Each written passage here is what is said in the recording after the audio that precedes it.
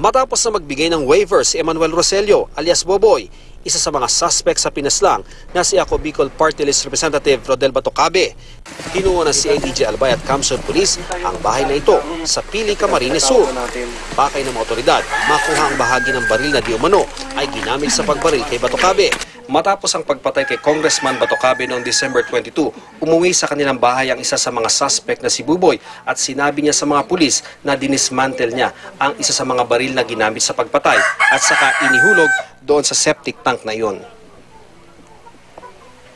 Ayon sa ating witness, dinis sa symbol niya yan, then inuhulog niya parts by parts. Isa ito sa napaka-importanting object evidence kung tutusin kasi kung ito nga talaga ang ginamit sa killing, so magmamatch ito doon sa pag pinabalistik natin to, mag-cross-match ito doon sa ilan sa mga cartridges ng 45 caliber na nakuha sa crime scene. So napakalaki rin itong ebidensya para doon sa kaso.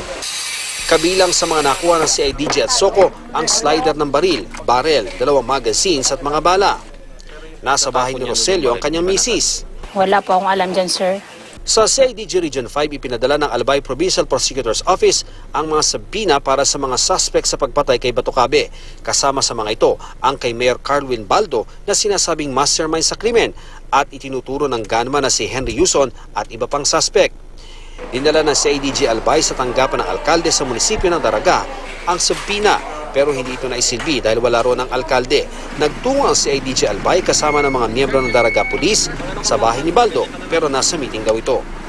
Ang kanyang inang tumanggap ng sabina. He is bound to answer or else, syempre wala naman tayong mabasihan kung yung explanation niya against allegation. So magbe-base yung ating fiskalya or yung prosecution doon sa mga statement ng ating mga witnesses. Sinisika pa ng GMA News na kuna ng panig ang kampo ng alkalde. Nauna na itinanggi ni Mayor Baldo na may kinalaman siya sa pagpaslang kay Congressman Batocabe. Mula sa Camarines Sur, Ian Cruz, Nakatutok, 24 Oras.